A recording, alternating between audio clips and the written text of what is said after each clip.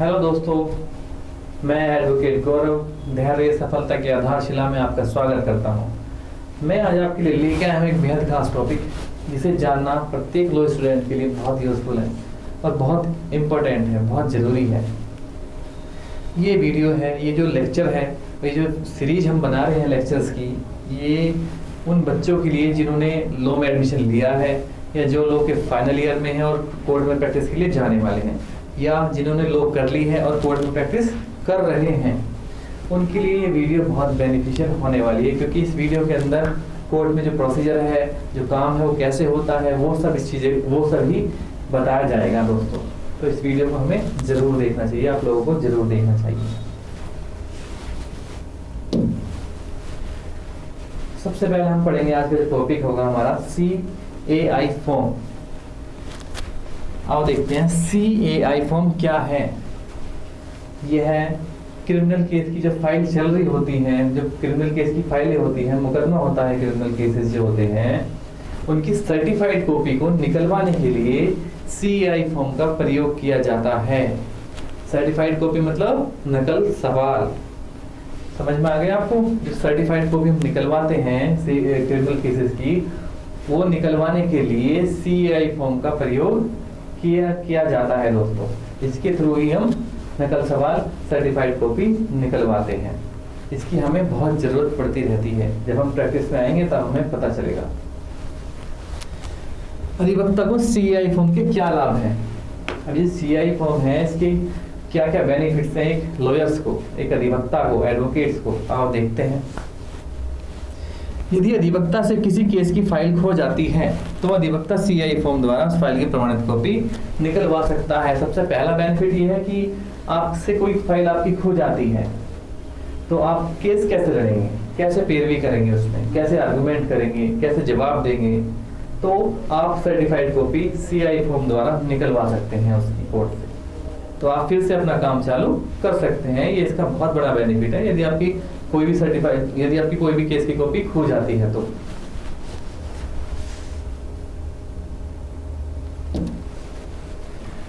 दूसरा आप देखते हैं, आप चार्जशीट की प्रमाणित कॉपी निकलवाने के लिए CAI फॉर्म का प्रयोग कर सकते हैं। यदि आपको चार्जशीट की कॉपी चाहिए तो भी आप CAI फॉर्म का प्रयोग कर सकते हैं। CAI फॉर्म भरिए और जमा कीजिए, आपको चार्जशीट की कॉपी मिल जाएगी। यदि आपको जज साहब द्वारा दिए गए ऑर्डर की कॉपी प्राप्त करनी है, मान लीजिए कि जज साहब ने कुछ ऑर्डर पास किए और वो आपको पता नहीं चला कि ऑर्डर क्या थे क्या नहीं थे, तो यदि आपको उनकी जानकारी लेनी है, उन ऑर्डर्स को लेना है, तो आप सर्टिफाइड कॉपी अप्लाई कर सकते हैं CAI फॉर्म द्वारा। CAI फॉर्म भरिए और आप उस ऑर्डर की कॉपी को निकलवा सकते हैं। उस ऑर्डर की कॉपी को आप प्राप्त कर सकते हैं। एक ऑर्डर की कॉपी चाहिए तो एक भी मिल सकती है, और सारे ऑर्डर की कॉपी चाहिए तो सारे ऑर्डर की कॉपी भी आप इस CAI फॉर्म द्वारा निकलवा सकते हैं दोस्तों। उनको पढ़ सकते हैं और अपने यूज में ला सकते हैं। यदि अधिवक्ता की केस की फाइल से कोई कागज गुम हो जाता है, मान लीजिए आपके पास केस हैं, बहुत सारे केसेस हैं, और एक फाइल में से कोई डॉक्यूमेंट्स गायब हो जाता है, कोई कागज गायब हो जाता है, मान लीजिए 164 के बयान ही गायब हो गए आपके, तो आप कैसे निकलवाएंगे? तो आप CAI फॉर्म भरिए और कोर्ट में जमा कीजिए। आपको 164 के बयान या फिर 161 की बयान या कुछ भी 170 जो भी डॉक्यूमेंट्स हैं, वो आप सर्टिफाइड कॉपी से CAI फॉर्म से निकलवा सकते हैं और अपना जो प्रोसीजर है आप उसको चालू रख सकते हैं दोस्तों। CAI फॉर्म कैसे भरा जाता है, अब ये तो जानना जरूरी है ना। How to fill the CAI form. CAI form कैसे भरा जाता है, इसको हम जानेंगे। अब ये जानना हमें बहुत जरूरी है, क्योंकि अब तक तो हमने CAI फॉर्म के बारे में पढ़ा। CAI फॉर्म क्या है, इसके बेनिफिट्स क्या हैं। अब हम पढ़ेंगे इसको भरा कैसे जाता है, फिर इसको यूज कैसे किया जाता है, इसका प्रोसीजर हम पढ़ने वाले हैं, देखने वाले हैं। सबसे पहला इसमें स्टेप होता है, सबसे ऊपर जो लिखा होता है CAI फॉर्म के ऊपर क्या लिखा होता है? Application for copy urgent and ordinary. इसका मीन्स क्या है? यदि आप अर्जेंट पे क्लिक करेंगे तो आपको कॉपी तत्काल दी जाएगी। जो एक नॉर्मल पीरियड होता है कॉपी देने का, उससे पहले आपको वो कॉपी सप्लाई कर दी जाएगी। तो इसलिए यहाँ पे अर्जेंट का ऑप्शन दिया गया है। इसके लिए चार्जेस ज्यादा लगते हैं। फिर देखते हैं ऑर्डिनरी। ऑर्डिनरी मीन्स जो भी नॉर्मल वे है, जो भी नॉर्मल पीरियड है सर्टिफाइड कॉपी को सप्लाई करने का, उसी पीरियड में आपको वो कॉपी सप्लाई की जाएगी। तो हम क्या करेंगे, ऑर्डिनरी पे लगा देंगे। अब हमें जल्दी कॉपी चाहिए तो क्या करेंगे, अर्जेंट पे लगा देंगे। अब हमारे पास सफिशिएंट टाइम है कि चलो कोई बात नहीं, आराम से ले लेंगे कॉपी को, तो हम क्या करेंगे, ऑर्डिनरी पे लगा सकते हैं, तो हमें उसी टाइम में मिलेगी, उसमें चार्जेस भी कम होते हैं। अब हमारा फर्स्ट स्टेप इस फॉर्म का देखते हैं। फर्स्ट स्टेप में क्या लिखा है, टू द डिस्ट्रिक्ट ऑफिसर। यहाँ पर आपको उस जिले के डिस्ट्रिक्ट का नाम लिखना है जिस जिले में आपका मुकदमा चल रहा है। दोस्तों जिस जिले में आपका मुकदमा चल रहा है, यहाँ पर हमें उस जिले का नाम लिखना है। जहाँ पर जिस थाने में आपकी एफआईआर रजिस्टर्ड हुई है, यहाँ पर उस थाने का डिस्ट्रिक्ट का नाम लिखना है। जैसे मैंने नॉर्थ ईस्ट केकेडी कोर्ट लिखा है, या आप साउथ वेस्ट लिख सकते हैं, साउथ वेस्ट में है तो, या आप ईस्ट लिख सकते हैं, नॉर्थ लिख सकते हैं, कुछ भी आपकी जो भी डिस्ट्रिक्ट है वो आप यहाँ पे मेंशन करोगे दोस्तों। अब सेकंड में name of the application, home file and applicant. यहाँ पर हमें उस व्यक्ति का नाम लिखना है जो सीआई फॉर्म भर रहा है, जिसको सर्टिफाइड कॉपी चाहिए, जो सर्टिफाइड कॉपी अप्लाई कर रहा है, हमें यहाँ पे उस व्यक्ति का नाम लिखना है। जैसे मैंने अप्लाई किया है तो मैंने अपना नाम यहाँ पे लिख दिया है। ठीक है दोस्तों, यहाँ पर उनके वाइफ ऑफ है, डॉटर ऑफ है, सन ऑफ है, जो भी है यहाँ पर आप उसको मेंशन करेंगे।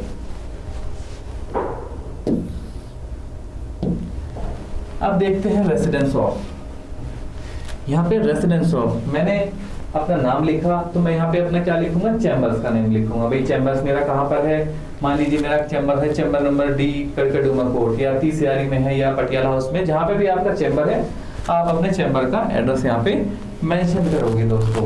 यही आपका रेसिडेंस है। या आप अपने घर का भी एड्रेस इसमें डाल सकते हैं यदि आप डालना चाहें तो। The post, the office and district, post office and district, इसमें आपको क्या करना है, या तो डिस्ट्रिक्ट का नाम डालना है या पोस्ट ऑफिस का। तो हमने यहाँ पे क्या किया है, पोस्ट ऑफिस का हमने नाम डाल दिया कि हमारे पोस्ट ऑफिस यहाँ पर है, इस जिले में है, इस जगह बजटपुरा हमने यहाँ पे डाल दिया। तो आपको भी ऐसे ही अपनी पोस्ट ऑफिस का नाम यहाँ पे डालना होगा दोस्तों। थर्ड स्टेप में देखते हैं क्या होता है, descriptions and number of the case from the record of which copy is required. दोस्तों हमें जो हम सर्टिफाइड कॉपी निकलवा रहे हैं उस केस का वर्णन हमें करना है, उस केस के बारे में हमें लिखना है। इस केस का नंबर क्या है, एफआईआर नंबर क्या है, अंडर सेक्शन क्या है, पीएस क्या है, उस केस के बारे में हमें यहाँ पे डिटेल मांगी गई है कि जिसकी सर्टिफाइड आप कॉपी निकलवा रहे हैं उस केस की यहाँ पे डिटेल दीजिए। तो हमें क्या करना है, उस केस की यहाँ पे डिटेल भरनी है। जैसे मैंने एफआईआर नंबर लिखा है, अंडर सेक्शन लिखा है, आईपीसी है, जो भी है, और केस नेम, केस नंबर लिखा है मैंने यहाँ पे, और पीएस विकासपुरी लिखा है, पुलिस स्टेशन विकासपुरी। तो इस तरीके से हमें पूरी डिटेल यहाँ पे भरनी होगी। यदि हमारे पास एफआईआर नंबर है या केस नंबर है तो ये भी सफिशिएंट है, जरूरी नहीं है कि आप पीएस भी लिखें या अंडर सेक्शन भी लिखें दोस्तों। आपके पास केस नंबर है तो वो भी सफिशिएंट है, आप यहाँ पे केस नंबर डाल सकते हैं। अब यहाँ पे देखते हैं पीएस हमारा क्या है, पीएस पूछेंगे, नंदनगरी थाना, पुलिस स्टेशन का नेम कौन सा है, नंदनगरी है। गोसवारा नंबर क्या होता है, गोसवारा नंबर जो होता है जब केस खत्म हो जाता है और केस की फाइल रिकॉर्ड रूम में चली जाती है तब वहां पे से गोसवारा नंबर मिलता है। तो यदि आपके पास गोसवारा नंबर है तो यहाँ पे गोसवारा नंबर हमें लिखना पड़ेगा।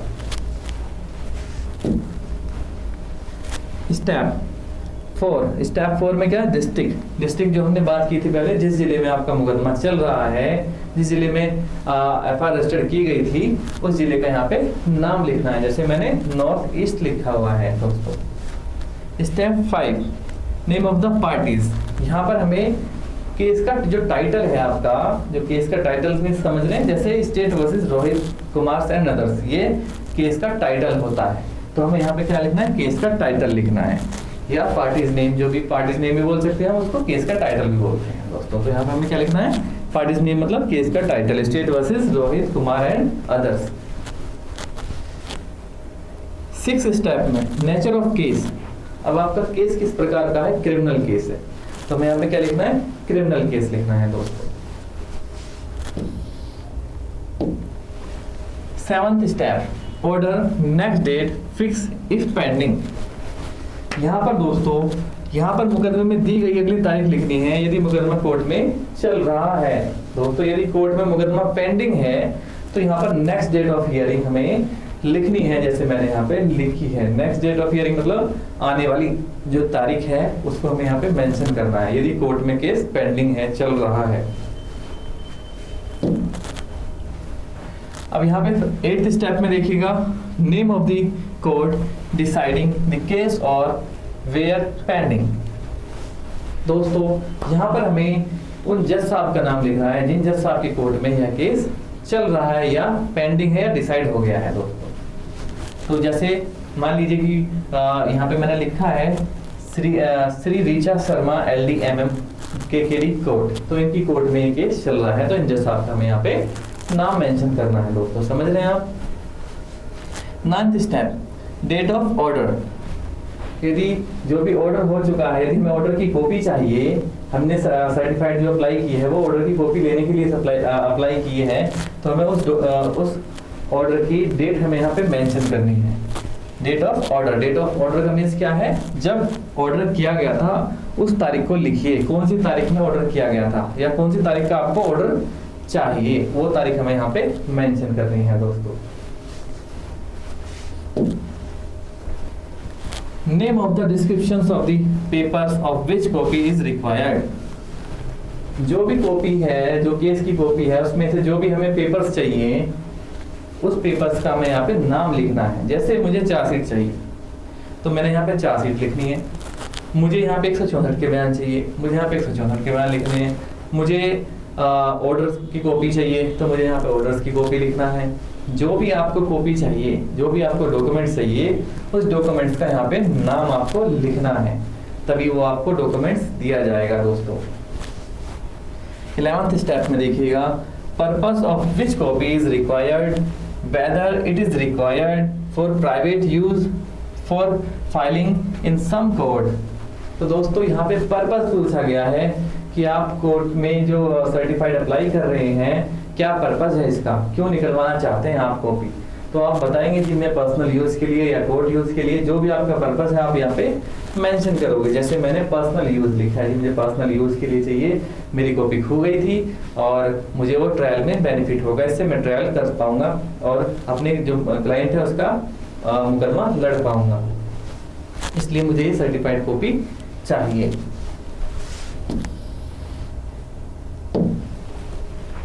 अब यहाँ पे क्या है, space for court fees stamp. Space for court fees stamp में हमें क्या लिखना है, यहाँ पे हमें 2 रुपए की स्टैम्प यहाँ पे फिक्स कर देनी है। जैसे मैंने यहाँ पे लिखा 2 रुपए की कोर्ट फीस जो है ना, 2 रुपीज कोर्ट फीस हमें यहाँ पे फिक्स कर देनी है, यहाँ पे लगा देनी है दोस्तों। अब यहाँ पे क्या है, court fees stamp filled with the application. अब नंबर 1 एंड वैल्यूज 2, अब यहाँ पे नंबर्स आएगा। नंबर्स 1 मतलब क्या होता है कि हमने एक कोर्ट फीस लगाई है, मतलब एक टिकट लगाया है। कितने रुपए का लगाया है, 2 रुपए का लगाया है। तो ये हमें लिखना जरूरी नहीं है, लेकिन हम लिख सकते हैं कि नंबर हमारे 1 है, मतलब कोर्ट फीस जो टिकट है वो 1 है और उसकी वैल्यू 2 रुपए की है। तो हमने एक टिकट लगाया है 2 रुपए वाला दोस्तों, तो हम लिख सकते हैं इसमें। Second, I copy to be send by post और विल एप्लीकेशन अटेंड इन। अब दोस्तों हमें यहाँ पे क्या करना है, यहाँ पे पूछा गया है कि आप स्पीड पोस्ट के थ्रू लोगे कॉपी को या फिर आप खुद आके कोर्ट में लोगे, इसको रिसीव करोगे।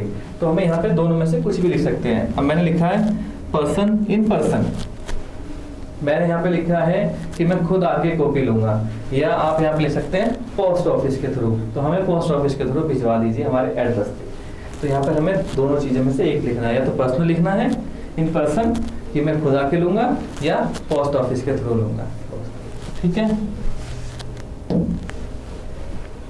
और यहाँ पे हमें सिग्नेचर करनी है। जो कॉपी, जो इस CI फॉर्म को भर रहा है, जिसको कॉपी चाहिए, उसके यहाँ पे साइन होंगे। जैसे मैंने यहाँ पे भरा तो मैंने गौरव एडवोकेट अपने नाम लिख दिया है, साइन कर दिए हैं।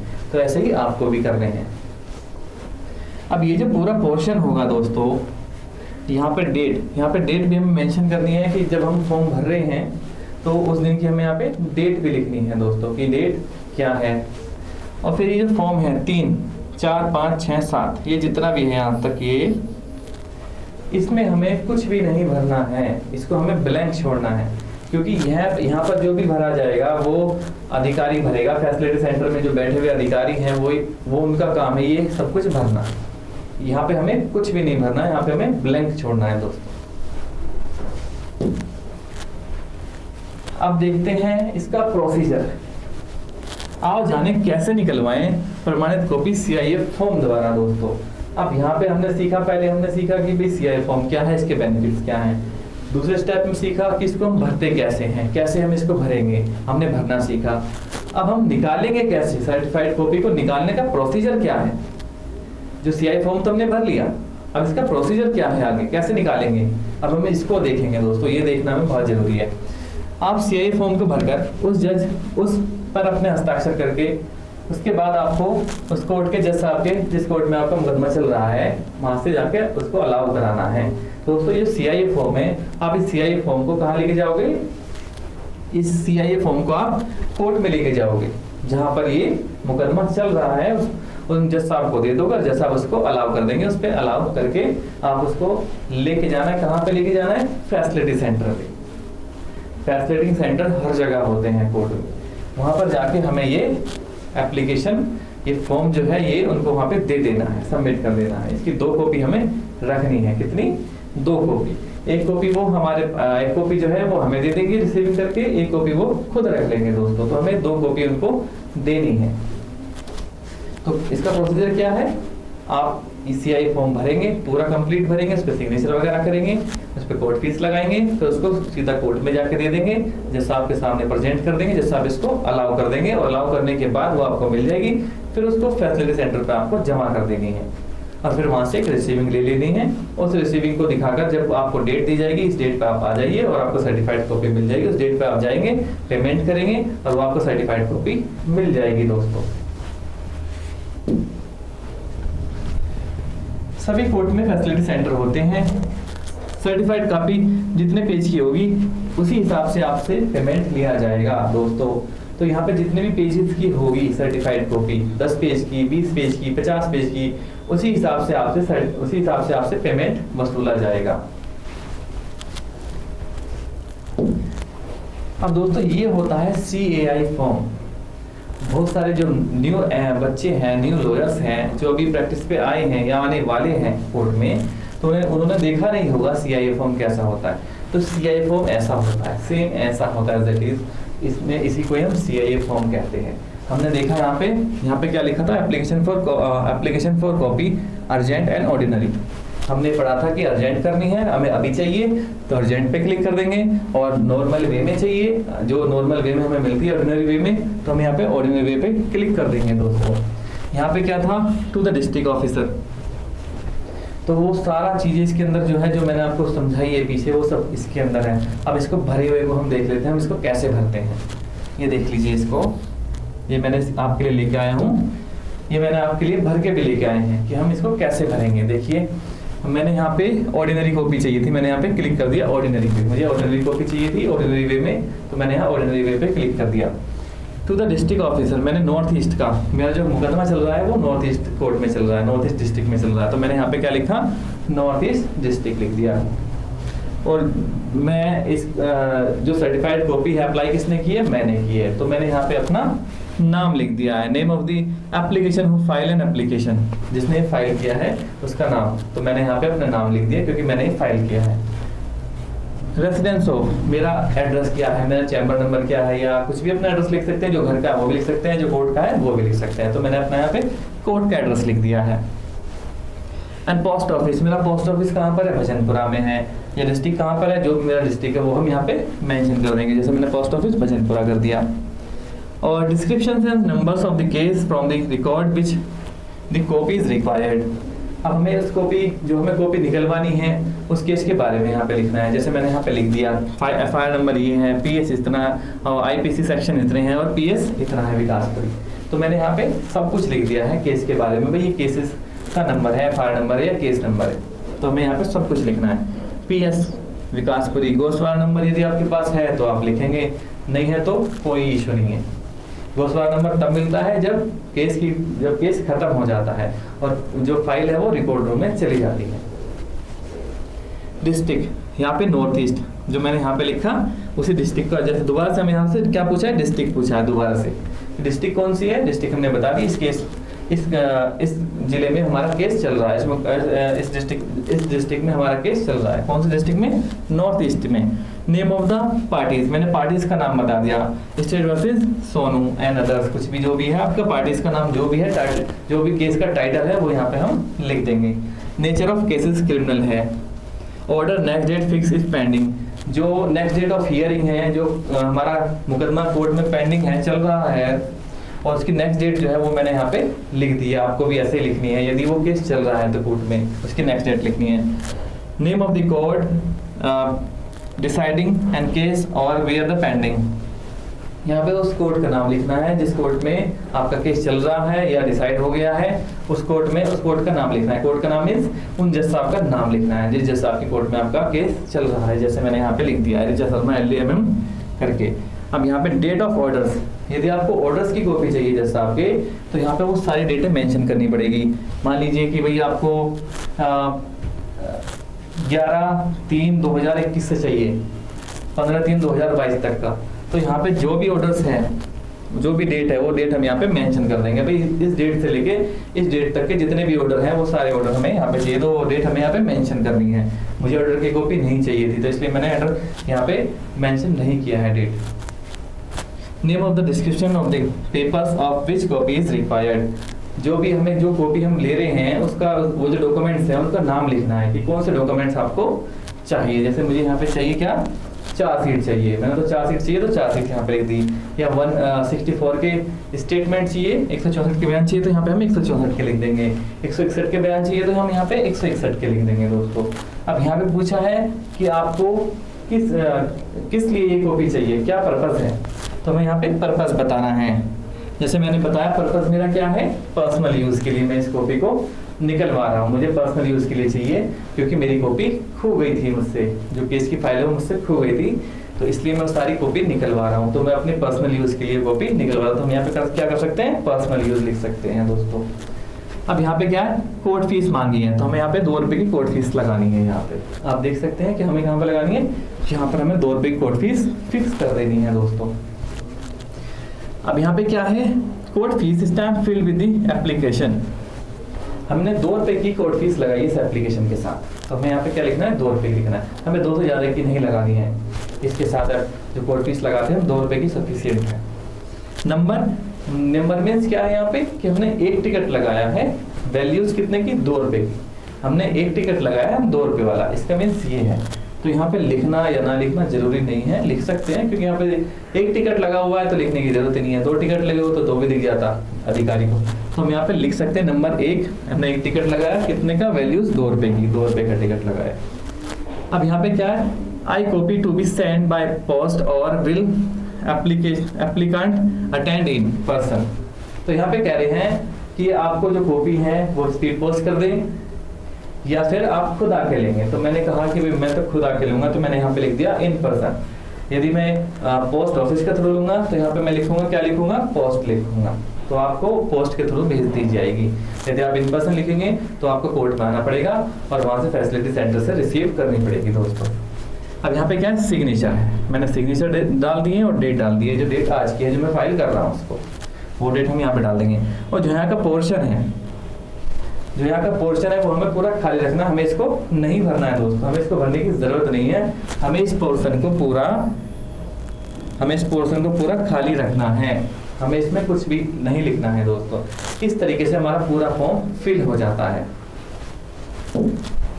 तो दोस्तों आपको ये CAI फॉर्म भरना मैंने आपको सिखाया, बताया CAI फॉर्म क्या है, CAI फॉर्म के क्या क्या बेनिफिट्स हैं, इसका प्रोसीजर क्या है, इसको कैसे भरते हैं, मैंने वो सारी चीज़ें आपको आज सिखाई है इस वीडियो में। आपको कैसा लगा आप मुझे कमेंट्स कर सकते हैं, और इस सीरीज में इसी तरीके के सारा प्रोसीजर, कोर्ट का जो प्रोसीजर अंदर का होता है वो बताया जाएगा, इसी तरीके से आपको समझाया जाएगा। इस चैनल को सब्सक्राइब कर लीजिए क्योंकि ये आपकी सारी प्रॉब्लम्स को सॉल्व करने वाला है।